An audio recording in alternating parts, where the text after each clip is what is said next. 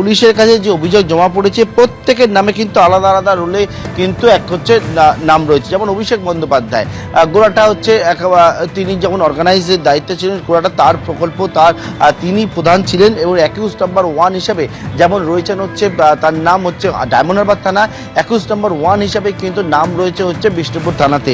অন্যদিকে সুমিত রায় তার আত্মসহায়ক, তার বিরুদ্ধে বলা হচ্ছে যে তিনি হচ্ছেন প্রিন্সিপাল কোঅর্ডিনেটর এবং গোটা দায়িত্ব ছিল।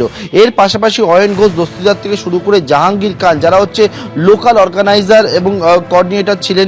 এর পাশাপাশি শামীম আহমেদ মোল্লা তার নামও রয়েছে। এর পাশাপাশি গৌতম অধিকারী থেকে শুরু করে মেহবাবুর গায়েন থেকে শুরু করে নবকুমার বেতাল থেকে শুরু করে দিলীপ মণ্ডল, আরও এক বিধায়ক যিনি বর্তমানে গ্রেপ্তার হয়ে রয়েছেন তার নাম রয়েছে।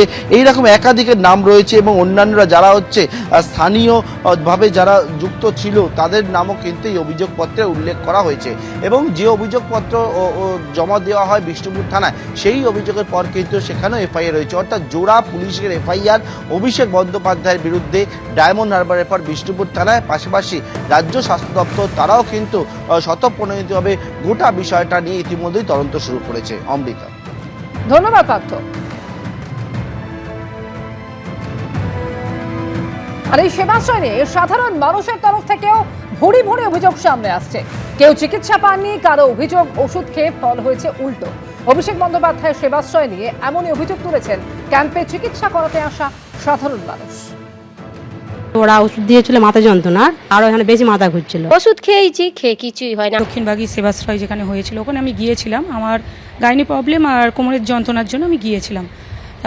ওখানে যে ওষুধটা দেওয়া হয়েছিল চিরকুটেলিকে পাশের কাউন্টার থেকে নিয়ে নিতে বলা হয়েছিল। দেখছি ওষুধ খাওয়ার পরে যন্ত্রণা আরও বেড়ে যাচ্ছে, তারপরে আমি ফেলে দিয়েছিলাম। ওখানে লেগেছিল, ডাক্তারখানায় গিয়েছিলাম, ওই অল্প বয়সের বাচ্চা বাচ্চা ডাক্তার দেখেছিল, কিন্তু খেয়ে কিছু হয়নি। লাইন প্রচুর দিয়েছি, লাইন দেখিয়ে আবার পানাকুয়ায় পাঠিয়েছিল, সেখানে গিয়েছি, খেয়ে কিচ্ছু হয়নি। ওষুধ খেয়ে চশমা দেয়নি, দেওয়ার কথা ছিল। ওখানে যাওয়া হলো, ওরা একটা চিরকুটে লিখে দিল, ওই প্রেসার কিছু মাপা হলো না, কোনো কিছু না।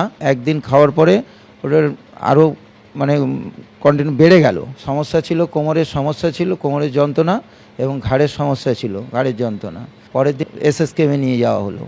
হ্যাঁ, এখন বর্তমানে সুস্থ আছে। সেবাশ্রয় চিকিৎসায় কোনো লাভ হয়নি। আমাদের ওই চোখের জন্য সমস্যা, ঘাড় যন্ত্রণা হয়, মাথা যন্ত্রণা হয়। দেখে মানে ওষুধপালা দিয়েছিল, ওতে কিছু কাজ হয়নি। চশমা দেওয়ার কথা ছিল, দেয়নি। শীঘ্রই অভিষেক বন্দ্যোপাধ্যায়কে শ্রীঘরে পাঠানো হবে, আগাম গারদ শুভেচ্ছা জানিয়ে রাখছি। প্রতিক্রিয়া স্বাস্থ্যমন্ত্রী শারদ মুখোপাধ্যায়ের।